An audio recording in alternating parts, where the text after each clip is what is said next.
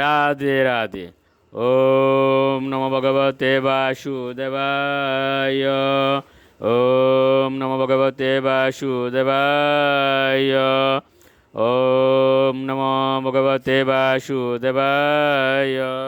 শ্রীমদ্ ভাগবত চতুর্থ স্কন্দ পোষণম প্রথম অধ্যায় মনু কন্যাদের বংশাবলী। শ্লোক 16। বিদুরুবাচ অত্রের গৃহে সুরশ্রেষ্ঠা স্থিতি উৎপত্তি অন্ত এতব কিঞ্চিৎ চিকীর্ষব জাতা এতদ আখ্যাহি মে গুরু। অনুবাদ। তা শোনার পর বিদুর মৈত্রকে জিজ্ঞাসা করেছিলেন, হে গুরুদেব, ব্রহ্মা, বিষ্ণু এবং শিব, যারা সমগ্র সৃষ্টিকর্তা, পালনকর্তা এবং সংহারকর্তা, তারা অত্রি মুনির পত্নী সন্তান কীভাবে হয়েছিলেন? শ্লোক 17। মৈত্রেয় উবাচ ব্রহ্মণাচুদিত সৃষ্টা বত্রির ব্রহ্ম বিদাম্বর সহ পত্না ইয়া বৃক্ষম কুলাদিশ তপসী স্থিত। অনুবাদ। মৈত্রেয় বললেন, অত্রি মুনি যখন অনসূয়াকে বিবাহ করেন তখন ব্রহ্মা তাকে প্রজা সৃষ্টি করার আদেশ দেন। তখন অত্রি মুনি তার পত্নী সহ কঠোর তপস্যা করার জন্য ঋক্ষ নামক পর্বতের উপত্যকায় গিয়েছিলেন।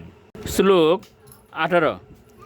তস্মিন প্রসূন স্তবক পলাশ অশোক কাননে বার্বীয় স্রবদ্বি উদগুষ্টে নির্বিন্দায় সমন্তত। অনুবাদ। সেই পর্বতের উপত্যকায় নির্বিন্দা নামক নদী প্রবাহিত হচ্ছে। সেই নদীর তটে অশোক, পলাশ আদি পুষ্পগুচ্ছে সুশোভিত ছিল এবং সেখানে ঝর্ণার জল সর্বদা মধুর ধ্বনি উৎপন্ন করে প্রবাহিত হচ্ছিল। পতি এবং পত্নী সেই অতি সুন্দর স্থানে উপস্থিত হয়েছিলেন। শ্লোক 19। প্রাণায়ামেন সময়ম্য মনোবর্ষ শতম মুনি অতিষ্ঠ দেক পাদেন নির্দ্বন্দ্ব অনিল ভোজন। অনুবাদ। সেই মহর্ষি সেখানে প্রাণায়াম অভ্যাসের দ্বারা তার মনকে একাগ্র করেছিলেন এবং এইভাবে তার সমস্ত আসক্তি সংযত করে এক পায়ের উপর দণ্ডায়মান হয়ে কেবল বায়ু আহার করে 100 বছর তপস্যা করেছিলেন। শ্লোক 20। শরণম তম প্রপদ্যে অহম এব জগদীশ্বর প্রজাম আত্ম সমামহ্যম প্রয়োচ্যতু ইতি চিন্তয়ন। অনুবাদ।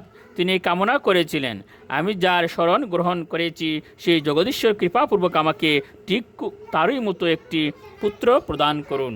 রাধে রাধে।